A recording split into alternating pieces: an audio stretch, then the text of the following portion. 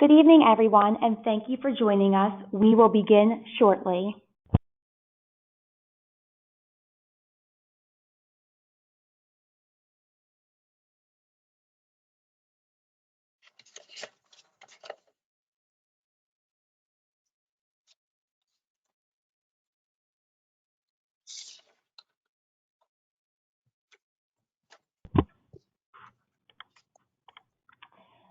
Hello, everyone, and thank you for joining our workshop, Who Needs the Lottery, tonight. We've had several virtual workshops over the past year, but sometimes technology is not always our friend, so please be patient with us. We know that there is a lot going on in our lives right now, so please know that in addition to any banking or borrowing needs, Ardent is here for you. If you need to ask a question during the workshop tonight, please click the Questions tab and type in your question. The photo to the left is the screen of an iPad, and the photo to the right is the screen of a desktop. Throughout the workshop and during our Q&A session, we will relay the questions to our speaker. Please know that this workshop is being recorded and will be posted to Ardent's website within the next few days. Now I'll introduce our speaker, John Trezza. He's been a licensed financial advisor for more than 35 years. For the past 11 years, he's been helping Ardent members plan for a happy retirement. So John, take it away. Hi, everybody. Thank you for coming tonight. Thanks, Lisa, for the introduction. And basically, like I said, I've been with Ardent for 11 years, and it's been one of the best 11 years I've had.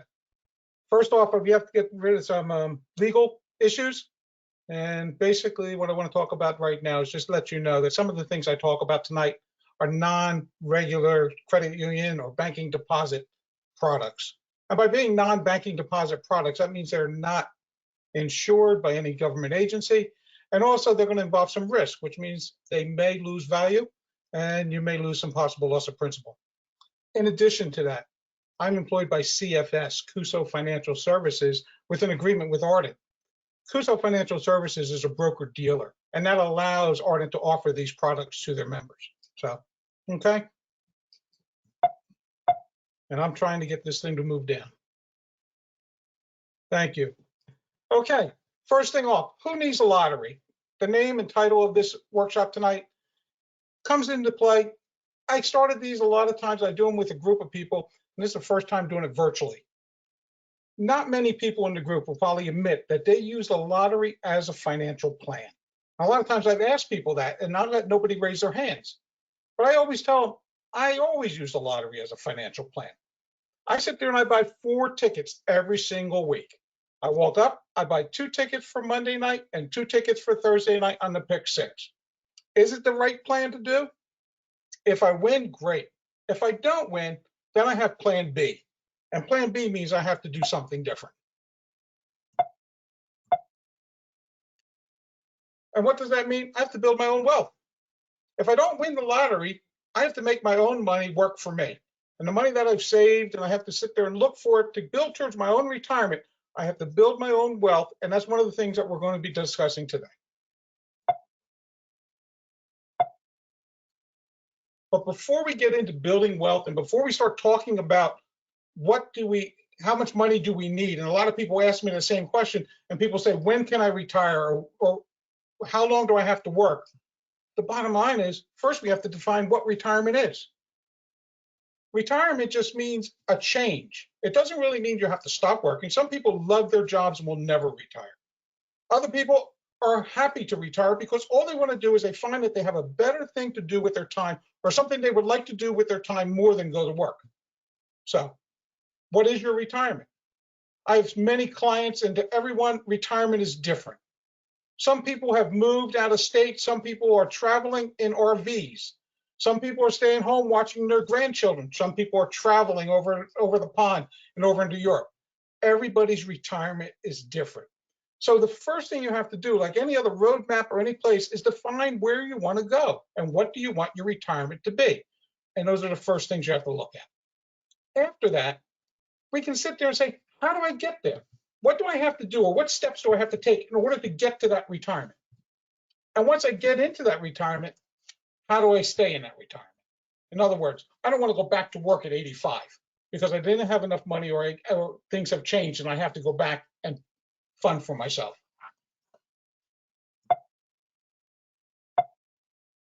So when you look at it and you define the retirement, the first thing that comes up is people say, can I retire early? And that's one of the biggest questions I get. People saying, when can I retire? How long do I have to work? Can I retire early? Well, there's a couple of things you need to take in consideration. The biggest thing is when you retire early, you no longer have a steady source of income coming in from your employment. You're going to start living on a fixed income. On top of that, healthcare. Healthcare is one of those things that we always have to put in and we always have to discuss, because even though we're talking about inflation right now and inflation running in the 2% range or below 2%, healthcare is running close to 5% each year, inflation.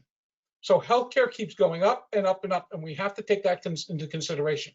In addition to that, if we retire before 65, we're not eligible for Medicare, and therefore we have to pay for our own healthcare until we're 65 years old. The other side of it is if I don't retire right away, I might want to wait a little longer. Well, if I wait a little longer, I have added savings. I'm not spending the money that's in my retirement accounts. I'm not spending my assets. I'm still adding to my assets. And I'm adding to a pool, and I'm making that pool larger and larger. And let's face it, if I work longer, I'm not going to be in retirement as long. So I have more money that I'll be spending over a shorter period of time, which will mean more money that's available to me. That's one of the increased benefits. And the other thing is healthcare will probably be paid for me. If I want to retire early, how about going back to work? I have clients that have actually stopped working and turned around and started doing something else, something that they like. Like I said before, retirement is just a change. And the biggest change is because I don't want to do what I'm doing. I have better things to do with my time. Well, if I go to retire and there's something that I like, and one of the things that I love is to ride a bicycle. So I've actually been down in Savannah and I talk to people down there, and they have little pedicabs that drive people around. And what a pedicab will do is you people get in the back and the guy works for tips. Well, I talked to the man one time and I asked him, how much do you make doing this? He says on a good day, he'll make $600 pedaling people around. Well, being I like to ride a bicycle, I thought, well, this is not bad. I can work 1 or 2 days or a half a day here and there, make a little bit of extra money. So it's something to do in retirement that I enjoy.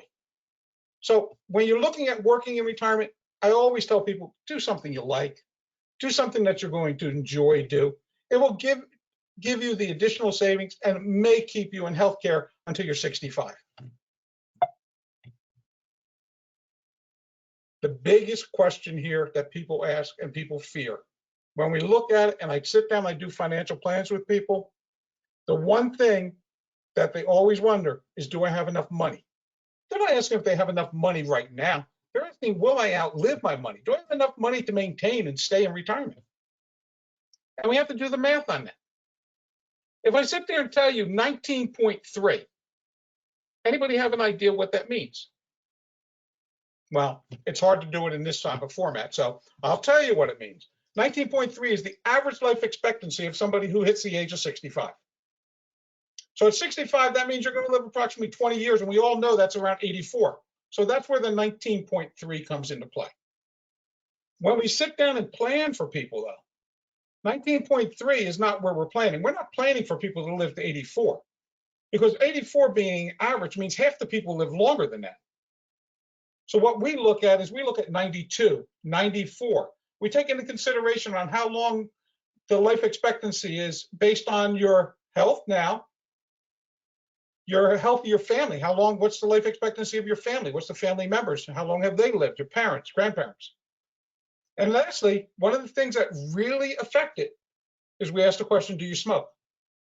Because if you find out that you smoke, it automatically will cut off 5 to 7 years. So those are the things that we look at when we talk, and when we're looking at life expectancy, and we're saying, how long do we have to plan for?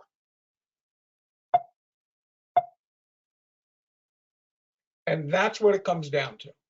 Plan, plan, plan. And plan is just what it says. It's not set in stone. It is not something that is, this is the way it's going to be. Everybody sits there and does plans. And I'll ask you right now, If you did work on your house and you had somebody coming in to work on your house and redo your kitchen or redo your bathroom or put down carpeting, how many times does it work out exactly like you planned it? How many times does the cost come in exactly where you plan it to be? Or if you're sitting there doing something and next thing you know, something else pops up and you have to take care of this before you can take care of that. Or if you're going to put in carpeting and you want to do the paint, then the next thing you know, the paint costs a little more because you have to fix the wall. Planning is just getting an idea and sitting there and going forward to say, how can I get there? And what do I have to do? And how do I move forward to at least attempt to make my goals? Hey, John, Yes. before we move forward, we do have a question that came in specifically about planning. So that's why I wanted to bring this question up. So the question is, what advice would you give to a young adult in their 20s about planning for retirement? You can never start too early to save for retirement. And a person in their 20s, and I have this conversation a lot of times with people, they come out of school. A lot of times they're coming out of school. A lot of times they have debt. And their biggest thing is they're trying to pay off the debt as fast as possible. Well, the debt is not that high at this point, and you can refinance and get much lower rates.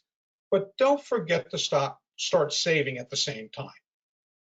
Because you can never go back and get those 10 years that you were paying off the debt. You're going to keep paying the debt. Your income is going to keep going up. You're going to be able to keep handling it. But don't put things off and start too late. Because bottom line is when I do hypotheticals and I start back and I look at historical numbers and I'll look at what happened from 1960 to 2000, what happened from 1970 to 2010, and all these things.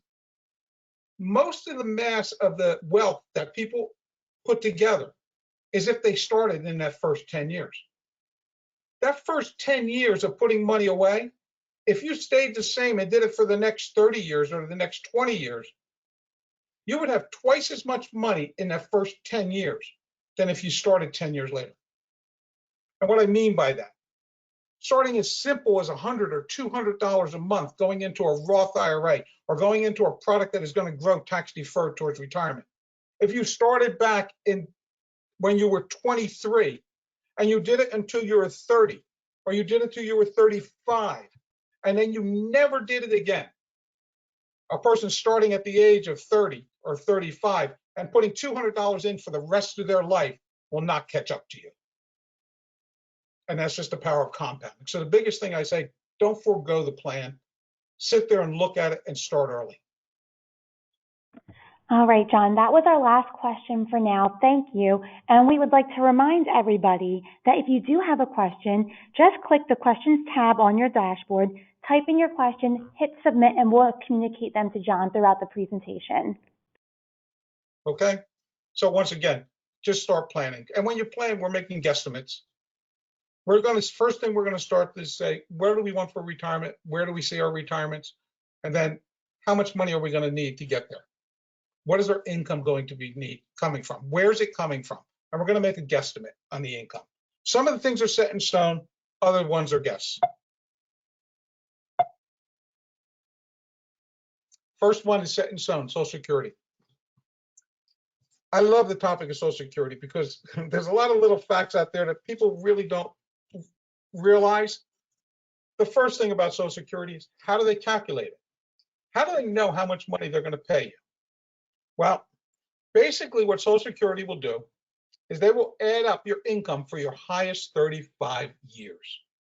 So if you're looking to retire and you have 33 years of Social Security income, it may be better to sit there and put 2 more years in there because that zero is going to bring down that average quite a bit.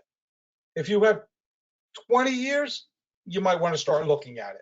But 35 years is what they're looking at. And they're looking back all the way to the time that you might have been 16 or 17 or 18 or 19. They're going all the way back in your history. Any money that you made prior to age 60, they are going to adjust for inflation. So you're seeing those back in those days when I worked back in the 80s and we were making $20,000 a year. That doesn't sound like a lot of money today. But the thing is, that money has been growing through inflation. So it's all added into the formula. When you sit there and look at it, once they get that number, when they total it all together, they divide it by 420. What is 420? It's 35 times 12. So it's 35 years times 12 months. So they divide it by 420, and that's how they figure out how much you will receive at full retirement age. Full retirement age for anyone born after 1960 and thereafter is 67 years old. So that's the number that everything starts with. 35 years divided by 420, and it'll tell you how much they will pay you per month at age 67. Can you take it early? Yes, you can. You can take it at 62.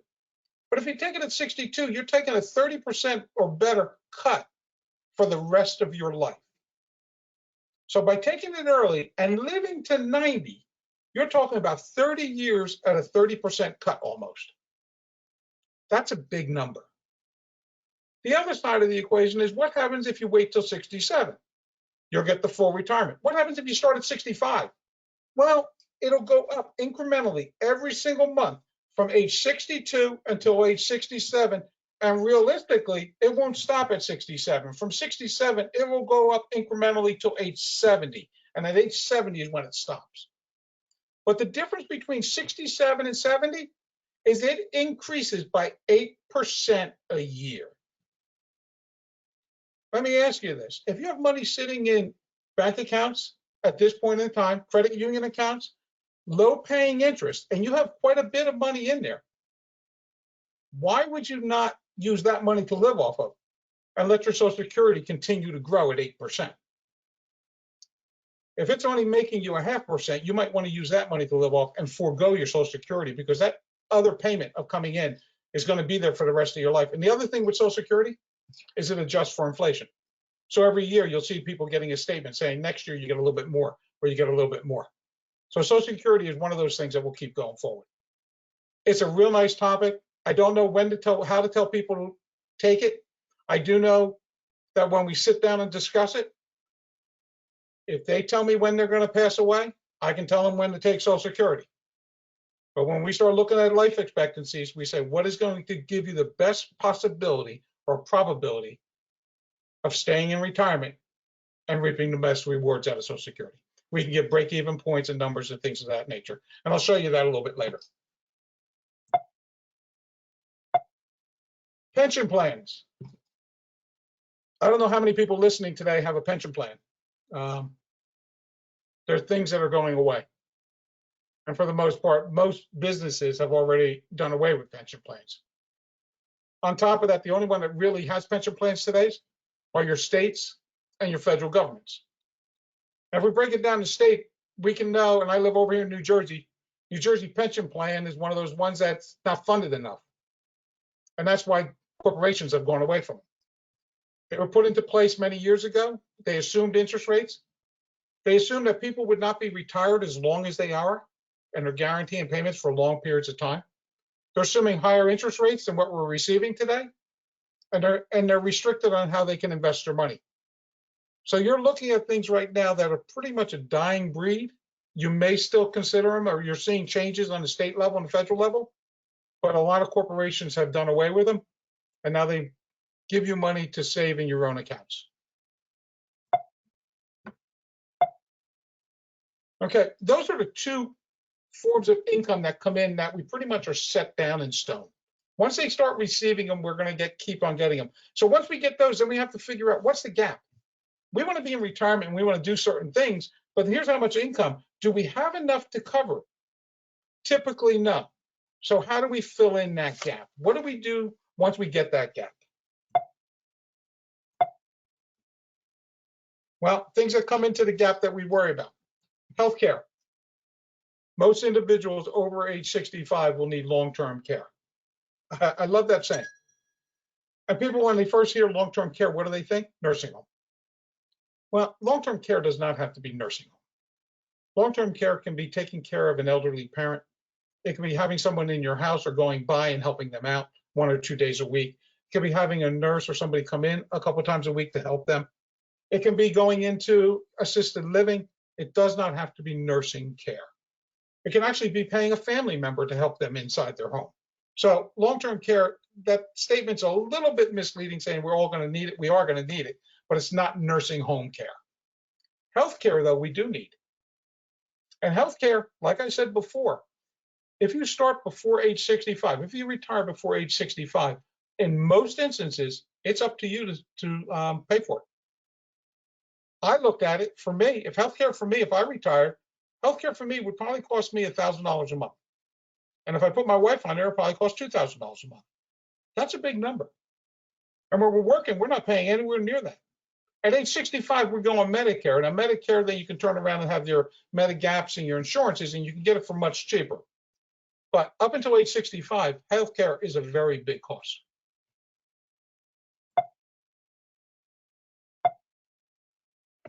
What are the risks? Going forward, we never know what's going to go on. Let's talk about taxes first. Right now, tax rate, 10%, 12%, 22%, 24%. These are the rates that people pay in taxes right now based on marginal rate. A few years ago, it was 10%, 15, 25, 28, and therefore higher. Years ago, it was high as almost 50%. So what are tax rates going to be when you retire? I don't know. What are they going to be in 3 years from now? I don't know. What's the new tax plan going to do? I don't know. And these are things that we have to adjust as we go forward. So that is a risk when we're looking forward. The economy. Right now, things are moving up. They've been moving up for quite a while. When you look at the stock market, it has grown.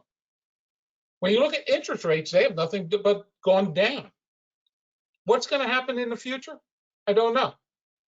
How far are they going to go up? We don't know.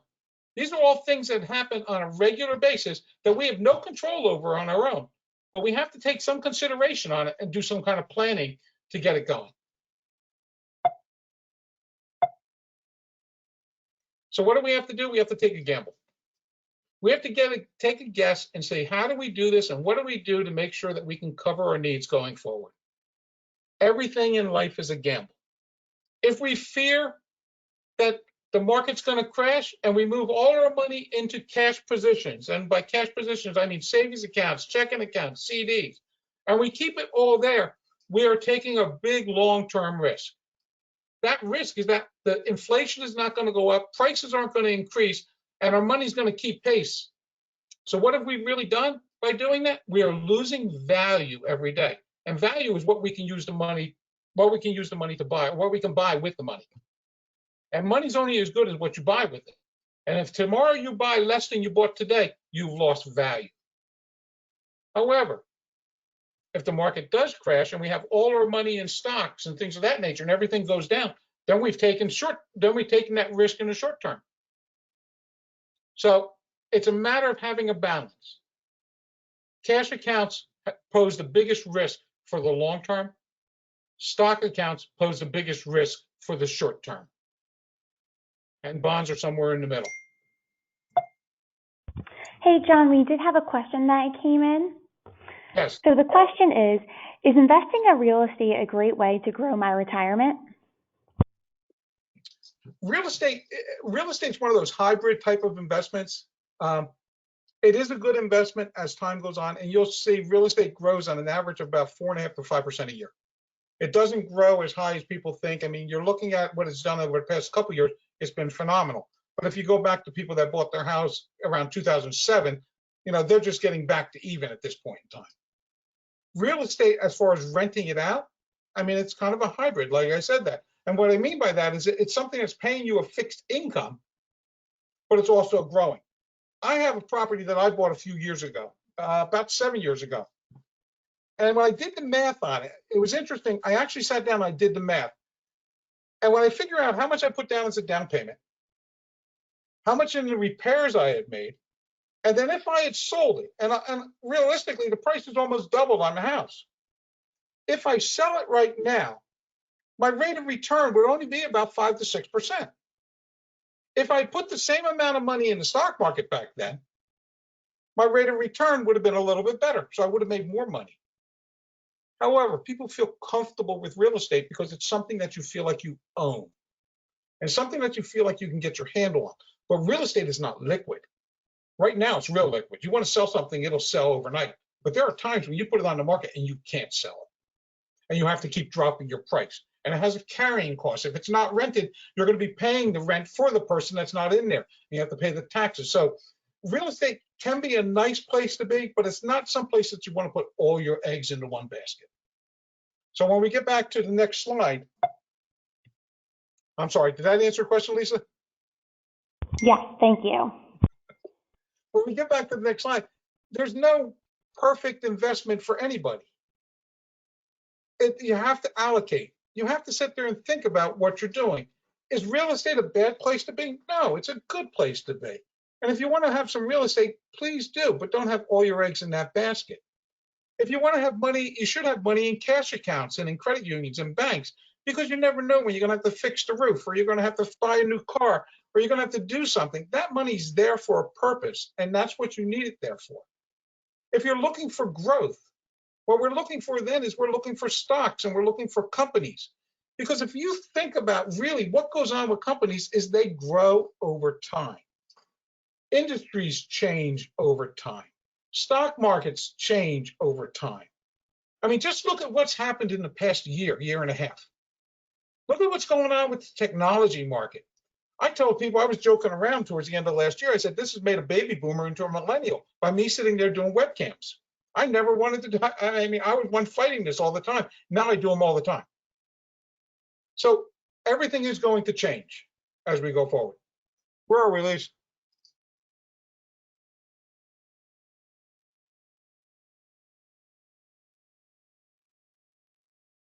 There we go. So right now, asset allocation. Don't put all your eggs in one basket. Mix it around.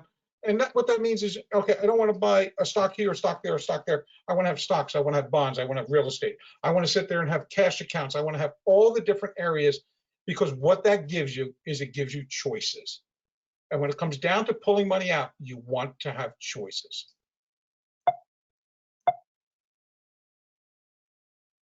Investments, everything in life is investment. Everything you do, in my opinion, is an investment. Is there anything such as a bad investment? No. There's not a bad investment. Every product on the market today was designed to do something. It was designed to fit somebody's need or what somebody perceived their need to be.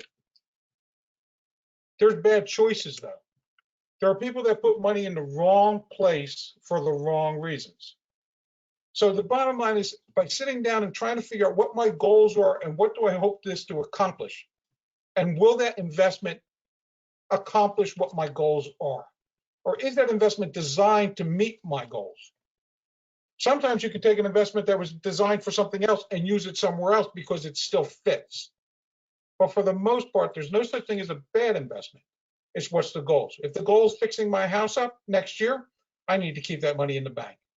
If the goal is, if I'm 20 years old and I want to retire, I need to have that money in stocks, because I want to have a better average return in stocks over the long term than keeping it in a bank account.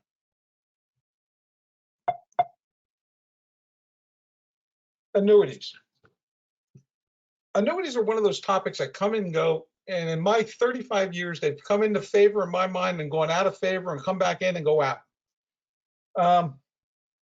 Annuities, real simply, are contracts with insurance companies. An insurance company is giving you the investment that you put your money into. And they're either guaranteeing it or they're guaranteeing you something with it. The bottom line with an annuities, with the disappearance of pensions, is annuities right now may be another way to give you that income that you cannot outlive.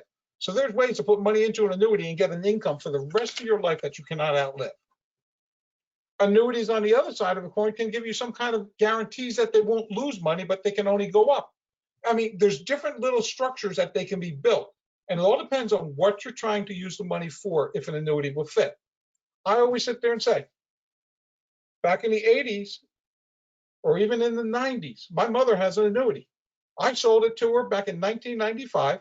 She got 6% the first year and 5% for the next 5. The money is still in that annuity. Why? That annuity had a guaranteed minimum interest rate. That guaranteed minimum interest rate is 3.25%. Her principal doesn't fluctuate. It's not tied to stocks. The insurance company's guaranteeing her 3.25% right now. So the bottom line is, why would I want to take the money out? So my mother could take it out back in 2000. It was a 6-year annuity. She could have taken it out back around 2000, 2001. But we have left it in there for the last 20 years because she's been getting 3% every year all the way through.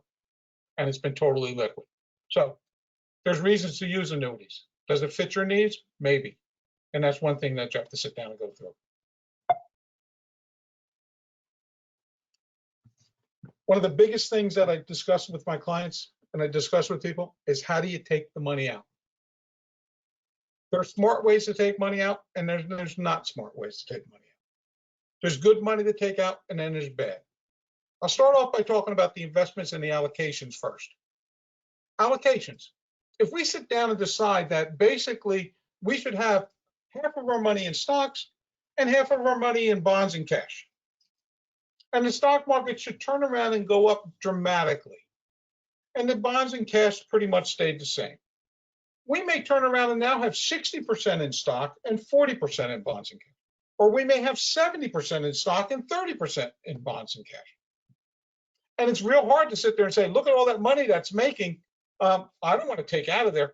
But in reality, if we only agreed to take a 50% risk in the beginning, why are we letting it go up to 70% risk? So we should reallocate. And that means taking a withdrawal from one and adding to another. The other side of withdrawals, a lot of people, their biggest assets or the largest assets come down to two things. Their 401ks and their personal property, their home. 401ks, in most cases right now, the money has never been taxed. When it comes out, it will be taxed. And it will be taxed as ordinary income. And what that means is basically I sat there and said 10, 12, 22. That's the percentage that will be taxed on that money come out. So the first so much dollars, and I always say taxes are like a series of steps. The first set of the steps is taxed at 10%. Once we get to the edge and we take the next step up, the next dollar that comes out of that account is taxed at 12%. Once we get to the edge of that step, the next dollar that comes out is taxed at 22%. There are times in retirement that we will never be lower than 12%, or we may never be lower than 22%. So it's in our best interest to take out as much money as we can at the lowest tax bracket, provided that it doesn't affect other things such as healthcare and things of that nature, healthcare spending. So when you look at the retirement, you'll have to sit there and what's a wise way to pull money out? And when should I pull it out? Those are some of the things that we look at when we get to the retirement age and how's a smart way. Now, I also said, what happens with Social Security if it increases to age 70? Sometimes we may not want to take Social Security out. We may want to just take out, and I've been telling married couples right now, if you have no income, take out up to $105,000 a year, provided it doesn't throw other things into jeopardy. Now, $105,000 a year means you're going to take your write-off, and you're going to turn around and be in the 12% bracket. So the most you're going to pay on that $100,000 is 12% on anything that's over 20 and under 80.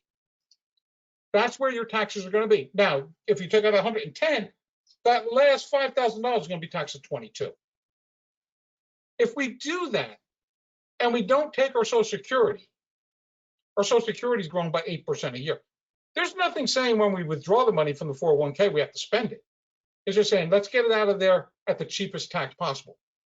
The other side of the equation is if it's a married couple, and God forbid one of them should pass, all these numbers cut in half. The dollars don't go down, but now if we want to take it out, we're definitely going to be in the 22% bracket. So there's just a lot of strategies and plans of how to do it. Withdrawals are one of the hardest things and one of the biggest things that I talk about with people all the time. Okay.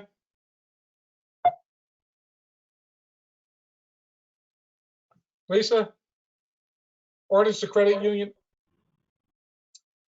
I'm going to go through a little bit with you right now and show you a little bit of some of the plans that I put together and how they work out. We pretty much do it as a complimentary plan. And in this plan, and I built this, is it opening? Okay.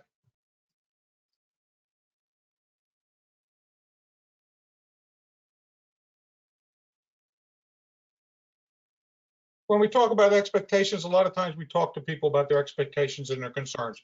We start where I started in the beginning of this workshop and discussing how do we sit down and look at what their retirement might be. And these are some of the things that we'll look at on a regular basis. Then we'll turn around and say, what are their goals? In their goals, we'll talk about how long they expect to live and when do they expect to retire. 65, 66 is a sliding scale. And we'll go back and forth and talk to those things. And we'll give life expectancies into the 90s. We'll discuss how to go through the life expectancies.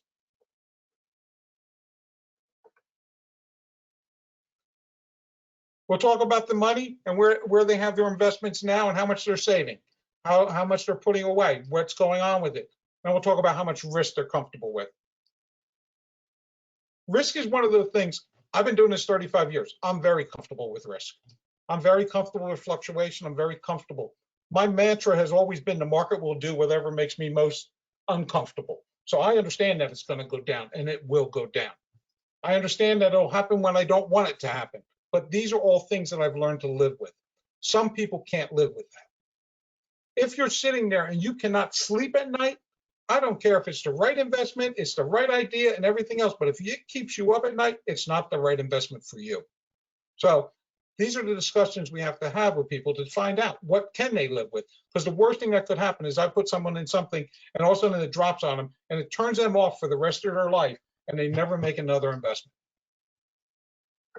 Then we take a look at it and we run some probabilities.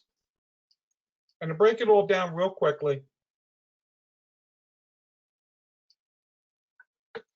we can go to a little chart. And charts are always good and they're always fun to play with. And what we've done in here is we talked about what are they looking at their retirement? What is their basic living expenses? How much will they need? How much will they need for health care? How often will they buy a new car? Will they travel? Do they want to travel? And do they need miscellaneous? This section, I've had it done where people have sat there and said how much my food cost is inside my house, how much do I go out to eat, and how much do I spend there? The more categories you put in there, the easier it is to cut it down and the easier it is to trim it to make sure that it fits your need. We're looking at a confidence level right here of 68%. What that means is based on all these numbers that was put in for this person, 68% is how we feel you can live until you're age 92 and 94. That's below the level. So we turn around and say, okay, what do we have to do to get better? Or what do we have to do to get there?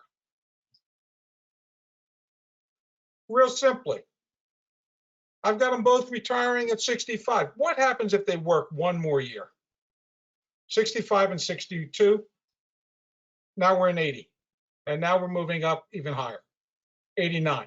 89 is right there on that high confidence level. It's a great number. And that's only by working one more year. But let's put them back. What else can they do? Healthcare, there's not much I can do. I have them living on approximately $54,000 a year is their basic living expenses. What happens if they cut it down to 50 and just cut $4,000 out of it? 96. So you see, they're right on the borderline of having things work the way they want them to. So we're right there, and this is a way to get some ideas. Now, what can we do? Can we take more risk in their investments? Maybe. Today, I had an interesting one. I actually took less risk, and the numbers went up. And that's because when the person went retired, if some adverse effect, such as economy or taxes or something should change, it would affect them a lot more. So we protected the money. So today we made a recommendation to come a little bit more conservative on certain monies. And these are all the things, the wishes and breaking it all down. The other thing is returning back to it. What else can we play with?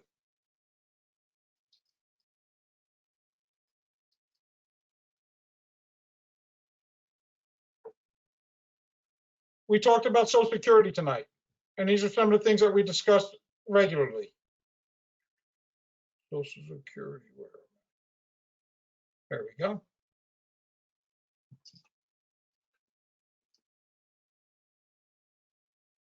these two individuals based on the salary, and once again, this is something I just put in, taking a little bit of time to show up.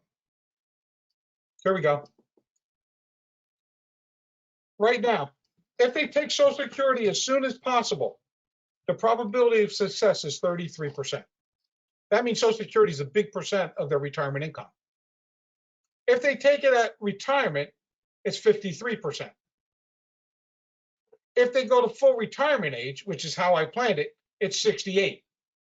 If they wait to age 70, it's 86%. So what we're saying is the probability of success is better if they were waiting till 70. In some people, when we do this, it doesn't matter. Sometimes you can take it at 65 and it's not going to matter because you have other savings that cover you. But in this situation, what's the break-even point? If I wait to 70, how long do I have to live to make sure that I didn't take it when I wait at 65 or 67? Where's my break-even point? Your break-even points are 79 and 75. So if your life expectancy and if you expect to live longer than that, you're better off waiting.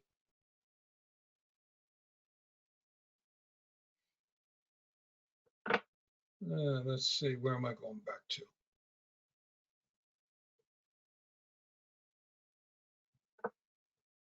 Lisa, can we have a back screen someplace? John, do you want to go back to your original screen in Money Guide Pro? I just want to back up one screen here. It's not letting me. Maybe it's, no. Let's see if I close this. There we go. Okay. The other thing that we're looking at in here that I really like to talk about real quickly is what are you afraid of? What are you afraid of? And these are all things that we can't control and we don't know. And when we're talking about plans being dynamic, this is what a plan is. It's something that changes regularly. Covering our needs, we've got a 97% of covering all our needs, 85% chance of covering our wishes, our wants, and then 68 is wishes. What happens if inflation kicks in? We're at 2.1 is what the average is what I'm using right now. Actually, inflation is lower than that. But what happens if inflation comes back in at 3.5 or 3.35? How's that going to affect us? That really changes quite a bit. So when we look at things, we have to look at where are we investing and what goes on. If inflation goes to 2.6, what does that affect us? Not much. So we're right on that cusp, and that's what we talked about before. Okay. And then the last thing to go over on this here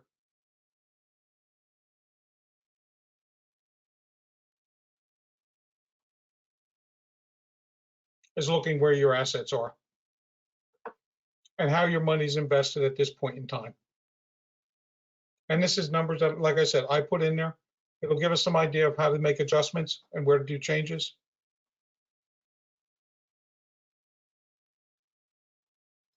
It'll talk about here's what our anticipated return is. Here's what our anticipated risk is. So if we went through the recession of 2007 through 2009, in this situation where the money is right now, you would have dropped 25% as opposed to 15%. So that's one of the reasons why today's, when I turned around and took the person and lowered their risk, they actually had a better return and it came out better. So that's pretty much it in a nutshell. It's a real brief synopsis of what goes on. And when you're looking at retirement, try to think of it this way. Look at what you want to do. Hopefully your significant other wants to do the same thing. It makes life a lot easier. Think about what you want your retirement to look like. Get that picture in your mind first. Then sit there and look at what your expenses are going to be and how much you are spending now and what you anticipate spending or what things might end before retirement. And then start looking at your monies. And once you get your money and everything together, we'll sit down and we'll figure out how we can invest it. The investing part is the easy part. It's getting the goals down first and then figuring out how to pull the money out and when to use it. So with that, I'd like to thank everybody for coming on. If you have questions, please send them through. And I'm available through the credit union if you do need to reach me.